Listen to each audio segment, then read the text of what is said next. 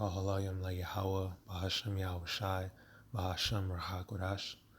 Double honors unto my apostles and elders of great millstone that rule well and teach well, orderly and fervently to the Spirit, to the Akim, my fellow laborers, risking their lives of bringing the push this word out in truth and sincerity, to the Akim, YAHAWAH, listening and learning, being doers of the word and abiding in the faith, and to the speckled birds scattered abroad that look like the other nations but are truly Yasharali through the Spirit. Shalom Barakatam. This is your brother Aria from the GMS Orlando camp, and I want to make a quick lesson going into something I was meditating on since this past Saturday, going into something that the brothers was talking about at camp, of how the Lord is the brother Nahal put it beautifully. The Lord's love language, if you will, is right now is chastisement, okay? Through his discipline, through his correction, he is making us perfect, okay? And the brothers liken it unto, really the scriptures liken it unto being tried, all right, as gold. We're in the furnace of adversities, afflictions, trials, and tribulations, so brothers going through that fiery trial to test our faith, test our patience. It's making us perfect, okay? And the Lord's love language being chastisement pretty much tells you, it's not going to be easy. You're going to have good days, you're going to have bad days. A lot of times it seems like, to the untrained eye, to the uninitiated, it seems like we're losing, okay? It seems like brothers is losing. It seems like brothers is at the bottom, but through the Spirit we understand that we don't lose, Our L's are not losses, they're lessons. The brother also said something like,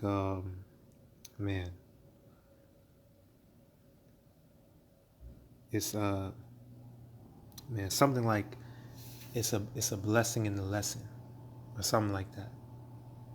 Our blessings are these lessons, or it's a blessing in the lesson, something like that. But that's pretty much what it is. The Lord bringing us through the fire, to try us, to it's not to break us down and destroy us. What he's putting us through is not to break us down and destroy us. It's to build us up, okay? Because we're incomplete works right now, and we have to go through that process of being purified, cleaning us up, washed, all right, and being built up in that perfect shape, as members of the body of YAHAWASHI. We're all trying to put our brick in, and we are the bricks as individuals. The Lord might shave off a piece of one brick here or there, might have a curved brick, might have a fully square brick, a perfect rectangle brick, a brick that goes in the corner, a brick that goes in the middle, but we're all being formed to be fitly framed together in perfect harmony, as the building of YAHAWASHI. And I was thinking in my mind an example going into a blacksmith. When you deal with the metal, right? And we're likened unto precious metals, right? We're likened unto even finer than fine gold, even more precious than fine gold, okay? When a blacksmith is dealing with the metal, when he's going to form something, he got to melt that shit down completely into liquid form. It's no longer that raw material. It's a liquid form melted in the furnace. Then he pours it into maybe a mold, if he has the exact shape, or he might just have a rough shape, lets it, cool down, dips it in the water, okay, might hammer it to get it into whatever shape that he envisioned, and the scriptures say it beautifully as well, But real quick, let me get this, right? This is a Google definition of blacksmithing. This is an AI overview. It says blacksmithing is the art of shaping metal, usually iron or steel, into objects and structures using tools like hammers and anvils. Okay? The term comes from the use of black coal or smith's coal to heat the forge. Blacksmiths have practiced their craft for thousands of years, and before the Industrial Revolution, most towns had their own blacksmith shop or village smithy. So the point I want to focus on is the art of shaping metal into objects and structures. Okay? Blacksmith is it's not just video game blacksmith where they just make weapons and upgrade your gear. But blacksmiths they are vital to the infrastructure of a village or town or city. Okay? To this day, we still have, this is not an outdated practice. We still have blacksmiths. A lot of tools are automated now. You may not have to sit there and use an actual hammer and anvil, but they still have these machines like the iron presser thing. I forgot what it's called. That acts as a hammer, and you just put the tool in between, and it does the heavy work for you. You have that high-speed rotating wheel if you have a tool that needs to be sharpened. Some swords give it an edge, and the other side is blunt. So you hammer one side, you sharpen the other. Some two-edged swords, double-edged swords, you sharpen both sides. It's dangerous, painstaking, precise work. And so we are the tools or the structures, right? The weapons, the objects, right? Of very precious material, very precious metals in the hands of the ultimate blacksmith, YAHAWASHI. Okay? And he is melting us down and forming us into his perfect tool to utilize us, right, for this ministry. Okay? And it's a beautiful thing, man. So this is Sirach 38 and 28. The smith, also sitting by the anvil and considering the iron work, the vapor of the fire wasteth his flesh, and he fighteth with the heat of the furnace. The noise of the hammer and the anvil is ever in his ears, and his eyes look still upon the pattern of the thing that he maketh. He setteth his mind to finish his work, and watcheth to polish it perfectly. Like that Edomite lady that went and visited a blacksmith because they were some Bible study group shit that they were doing. And, she basically asked the smithy, how do you know when it's ready? How do you know when your product is done? And he's like, hey, when I can see my image in it, He like I said, he setteth his mind to finish his work and watcheth. He's watching over his creation. He's watching over his work to polish it perfectly. And when you polish something, when you got something all nice and clean, right? You can see your reflection in that. It's like a mirror. So for the smithy to say, I know it's ready when I can see my image in it. All right, going into YAHAWASHI being the ultimate blacksmith, being the potter, and us being the vessels in his hand. The children of Yasharallah, the elect of Yasharallah, the Lord's will were part of that number. It said in Wisdom of Solomon, for man was made to be immortal and to be an image of his own eternity. As the sons of YAHAWASHI, we were made to be perfect. We were made to be immortal representatives of YAHAWASHI on the planet Earth. So when he sees that we're ready, right, that's going to be when we really reflect YAHAWASHI perfectly. Be ye therefore perfect as your Father in heaven is perfect. You know? So we got to go through this process. It's proving us. It's trying us. It's establishing us. It's building us up, man. And I'll just go ahead and finish this out, right? Because it's beautiful. Verse 29. So doeth the potter, right? And the potter as well, sitting at his work and turning the wheel about with his feet, who is always carefully set at his work, and maketh all his work by number. Right? Same thing with the potter. Let me see an image of that. Okay, right here, pottery is the process and the products of forming vessels and other objects with clay and other raw materials, which are fired at high temperatures. Right? Another thing, you gotta melt down. You gotta get it hot. Okay, you gotta turn the heat up on that shit in order to form it however you want to form it. Whatever vision you have, you gotta break that shit down first. Okay, it comes in raw materials. You go and you get the raw materials. You gotta break it down, man. You gotta heat it up so that it will be able to form into whatever it is that you're trying to form it into. You know, no different. We're no different. YAHAWASHI got to turn the heat up on our asses, man. He gotta break us down, right, out of that raw state and form it into his perfect vision, right, into an image of his own eternity. That's power right there, man.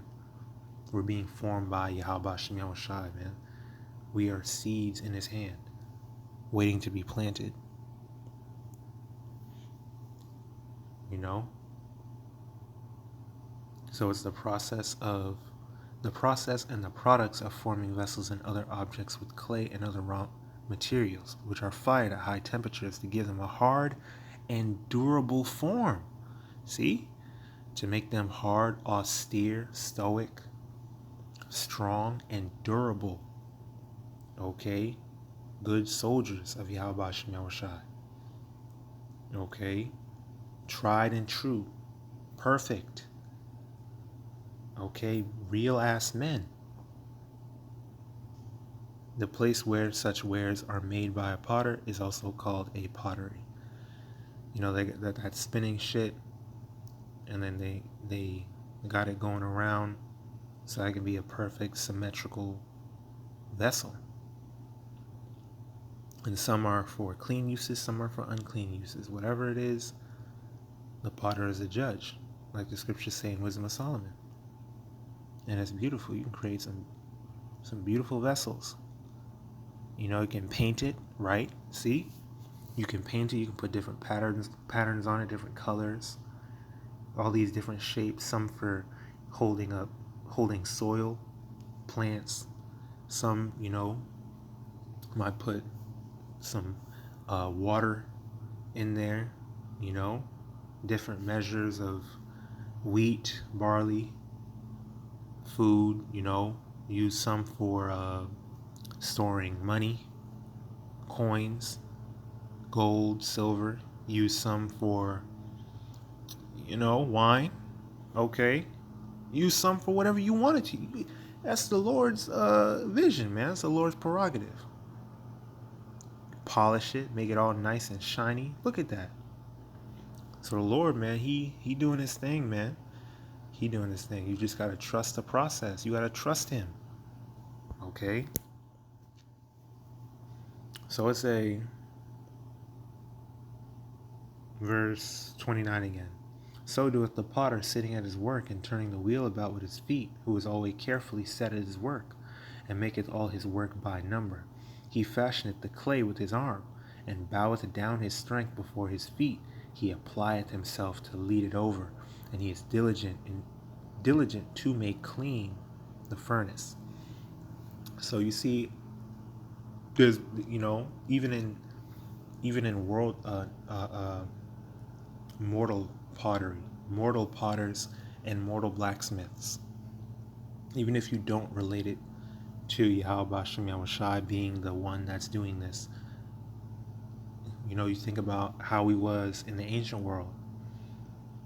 These were valuable, very integral members of our society, of our kingdom, of our nation.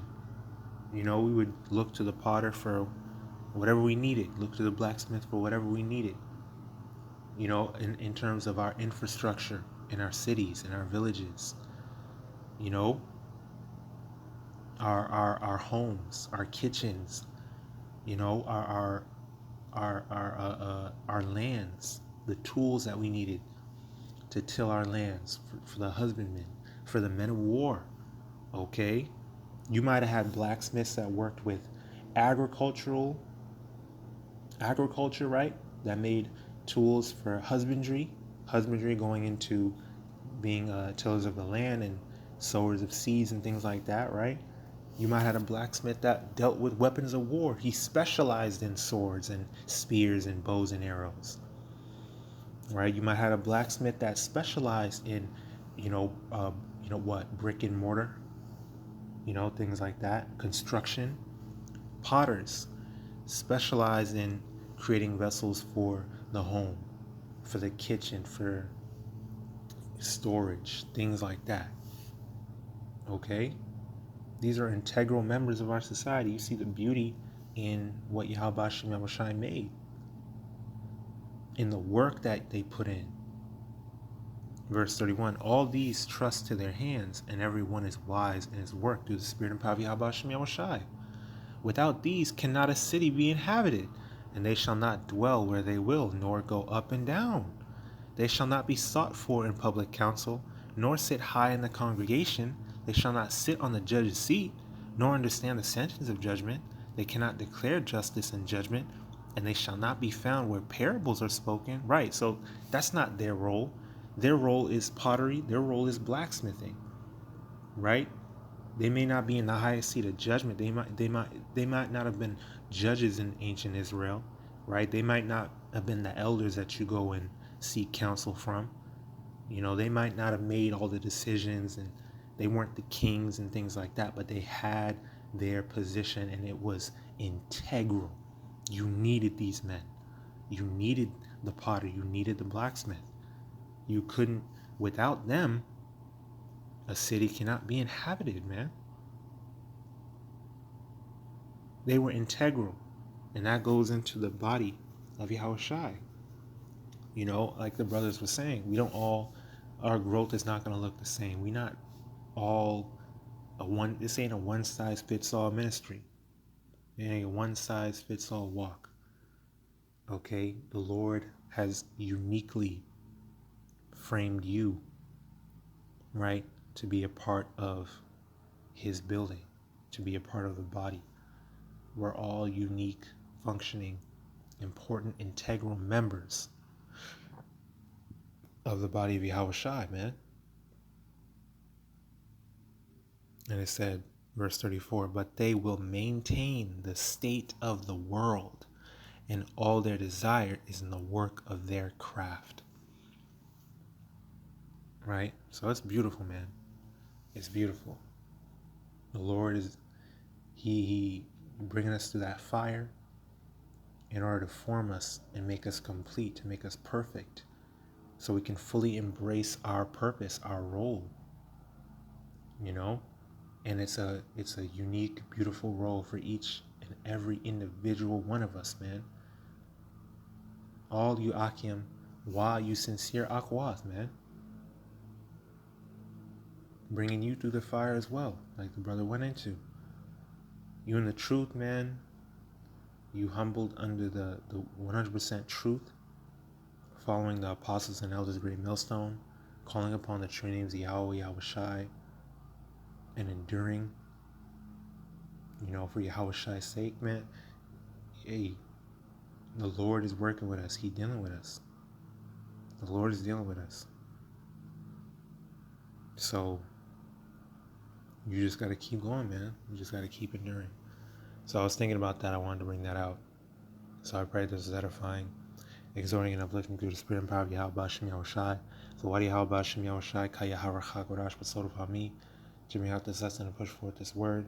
Keep pushing, keep praying, keep fasting, keep enduring, keep striving for the truth unto death, and YAHAWASHI YAHAWASHI shall fight for thee, and keep abiding in the faith. Abad Babal, Kwam Yashua, let's say strong, we're most home. Shalom, Barakim, Lahabachariya, meaning peace and blessings to the elect. YAHAWASHI YAHAWASHI, desire me to be a part of that number. And may the blessing of election be upon all your households, and blessings, honor, glory, and power be unto YAHAWAH, YAHAWASHI, Sam Yad Wa, LAHAWALYAM, always and forever. Shalom.